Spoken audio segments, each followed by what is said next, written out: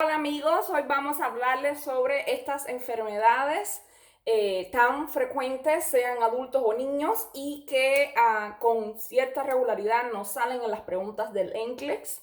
Y por eso es importante saber identificar la sintomatología para no confundirnos, porque sabemos que hay enfermedades que tienen síntomas parecidos o signos clínicos parecidos, pero no son las mismas. Y entonces, para aclarar las dudas y saber escoger la respuesta correcta, pues vamos a mencionarle algunas de estas y explicárselas un poco. La primera es una que a diario podemos verla en los departamentos de emergencia, en los urgent care, que es la emergencia hipertensiva, hypertensive emergency. Esta es la primera. Y esta es considerado cuando un paciente tiene de repente, sí, súbitamente un aumento de la presión arterial de 180 con 120 o mayor a 180 con 120 milímetros de mercurio. Es frecuente en pacientes hipertensos que tienen también otras enfermedades como la diabetes o quizás hipercolesterolemia, hipertrigliceridemia. Entonces, importante grabar la cifra, que eso nos va a ayudar a identificarla y diferenciarla de otras. 180 con 120 o mayor. Esto es lo que es hypertensive emergency. La segunda enfermedad que les quiero hablar hoy es la rubiola o measles.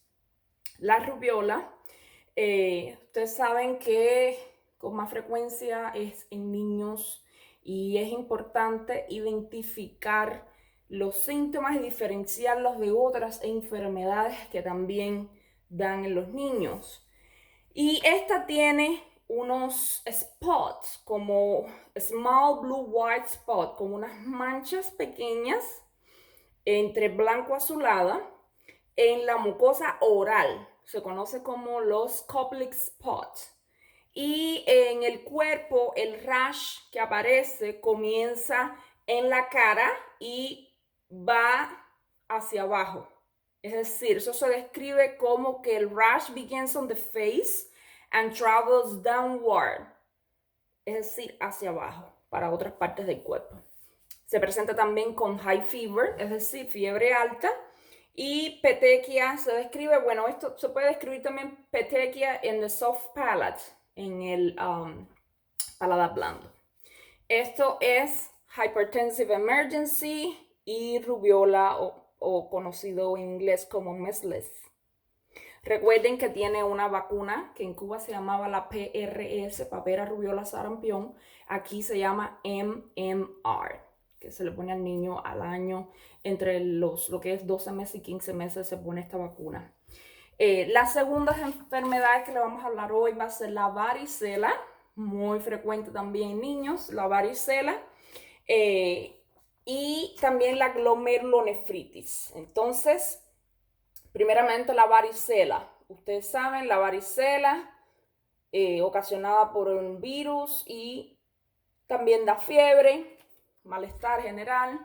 Pero lo más importante es saber identificar las lesiones que da la varicela, la rubiola, el sarampión, todas estas enfermedades que nos dan lesiones en piel. Hay que identificar claramente el tipo de lesiones que dan, las características particulares de estas lesiones en piel, y eso nos va a hacer, nos va a dar esa facilidad para diferenciarla. En el caso de la varicela, las lesiones have a teardrop on rose petal, es decir, una apariencia de pétalo de rosa. Así es como se describen en inglés.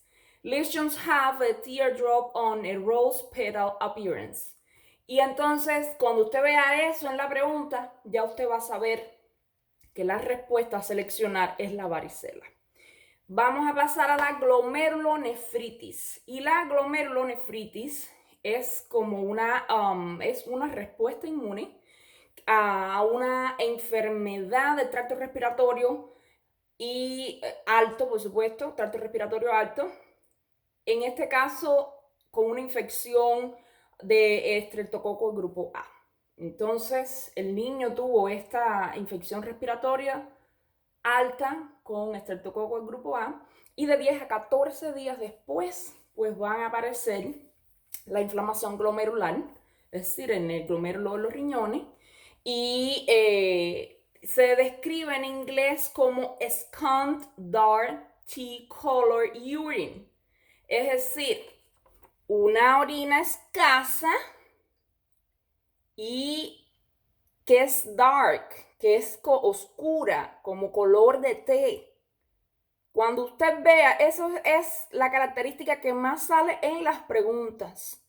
Cuando usted vea scant dark tea color urine, usted va a saber que están hablando de glomerulonefritis.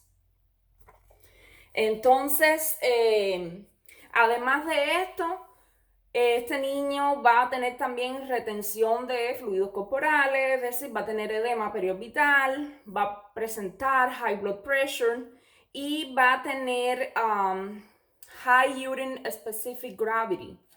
Esto es algo importante también, es como uno de estos signos que también nos mencionan de vez en cuando en las preguntas y que nos quedamos sin saber a qué se están refiriendo. Y cuando les hablen de high urine specific gravity, pues nos están hablando de glomerulonefritis, ¿no? Si nos mencionan también scant dark tea color urine. Y puede presentar oliguria también el niño. Estos son los síntomas fundamentales de glomerulonefritis, los que más se mencionan en estas preguntas para evaluar en el NCLEX, ¿ok? Vamos a hablarles de la hipoglicemia muy frecuente en pacientes diabéticos y también del embolismo pulmonar, muy frecuente también en hospitales, en las salas de médico quirúrgico, pacientes que han sido operados, que llevan varios días en cama, que están ahí sin poder tener una movilización adecuada. Pues vamos a hablar de esto. Y aquí les tengo para que puedan hacer el screenshot, hipoglicemia y pulmonary embolism. Pues la hipoglicemia es en pacientes diabéticos, va a estar shaky, como tembloroso, confuso, pacientes en un postoperatorio, como les decía, especialmente en pacientes que se han operado de vesícula, en pacientes en postoperatorio de cholecystectomy. Cuando el paciente no tiene disponible poder comer sólidos, es decir, está con una hidratación, está con un IV y se le está pasando líquido por el IV, pero no está comiendo sólidos. Entonces, ahí es muy fácil para el paciente diabético hacer una hipoglicemia. También cuando el paciente le han inyectado la insulina y pasó mucho más de media hora y no se le ha dado nada de comer. Y entonces pasamos al pulmonary embolism. El paciente suddenly, y esa palabra grábenla, suddenly complain, suddenly, ese suddenly, que es súbitamente, de repente, complain of chest pain, está de repente quejándose de un dolor en el pecho y de dificultad para respirar, shortness of breath. Y además el paciente presenta una severa ansiedad. Esto pasa en pacientes hospitalizados, es decir, tienen como una ansiedad de aire, hunger air o hambre de aire. Ajá. Y además esto pasa en pacientes, como les decía previamente, hospitalizados y que están encamados por un tiempo prolongado. Por último, vamos a hablar en esta primera parte de estas enfermedades que más salen en el ENCLE del Wilms tumor, del tumor de Wilms.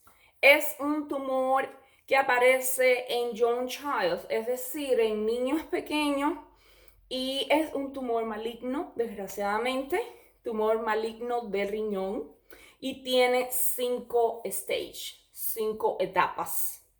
Cada etapa tiene sus características. Cada etapa nos describe si tiene o no metástasis, a qué parte hizo la metástasis.